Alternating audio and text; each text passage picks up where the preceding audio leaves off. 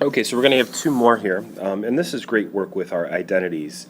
So good practice, and these might be a little bit more challenging, which is fine, but it's great practice for what you're going to see next year. So I have my cosine double angle formula, and then I got this fraction, which makes it even more messy. It's actually not messy if we know the appropriate ones to use. So once again, I'm going to go ahead and jot down all of our double angle formulas for cosine. I have cosine squared theta minus sine squared theta.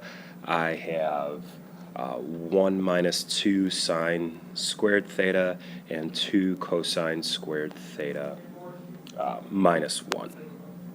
Okay, so really it's going to come to trial and error, and I am going to gravitate towards this one because I know the trick, if you will. And the reason that I know the trick is I'm going to go back to some fundamental algebra ideas where if I had x squared minus y squared, I know that this is a difference of two squares, and I can factor it. And so because I can factor it, I know this is going to be the same thing as what we have in the denominator. So I'm going to go ahead and plug this guy in here. And those are some of the things that you have to look for, especially when you see this cosine plus sine. That's kind of your hint that I should go towards this guy. So I'm going to go ahead and substitute that guy in.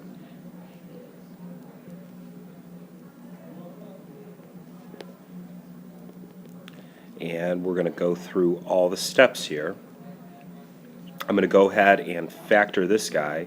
So I'm going to get cosine of theta minus sine of theta times, right, they're conjugates, right, so cosine of theta plus sine of theta, all divided by cosine of theta, that should be a plus right there, plus sine of theta.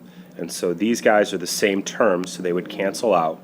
And so this would simplify to cosine of theta minus sine of theta, which is a much easier function to work with, or equation to work with if you had to.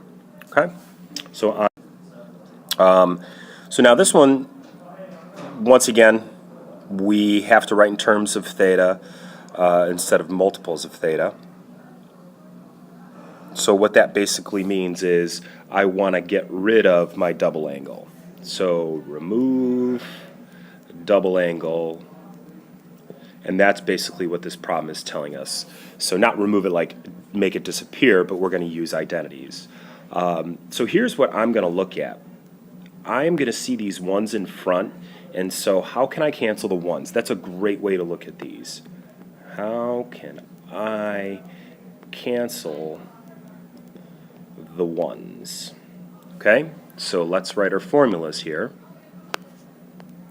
So this one, the ones cannot be canceled.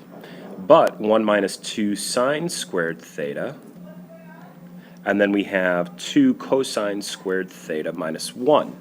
Well, this guy we got a negative 1. So if I take this one and put it in the bottom, the ones are opposite. So now if I take this guy right here and replace it with this one right here, I'm going to get the negative in front of this positive 1. So let's see what happens here. So if I take 1 minus and substitute the parentheses, look what happens with the ones. And then I have 1 plus. And I'm going to put this guy in parentheses just because I want to make sure that I don't mess any positive negative signs. Okay, so now what's going to happen here is this negative is going to distribute to both terms. So this is going to end up being 1 minus 1 plus 2 sine squared theta. At the bottom, I'm going to have 1 plus 2 cosine squared theta minus 1. So the ones at the bottom are going to cancel out, and the ones at the top are going to cancel out. The 2's are going to cancel out, and I'm left with sine squared theta over cosine squared theta, which is the same as tangent squared. okay? So these can be challenging problems, and sometimes it's trial and error. There's little tricks of, if I see the 1 in there, try and cancel out those 1s and go with that. If you do something wrong the first time, that's fine. Just erase and go back and try a different one. And technically speaking, all of them will work. You just have to do maybe a little bit more if you choose the wrong one at the very beginning.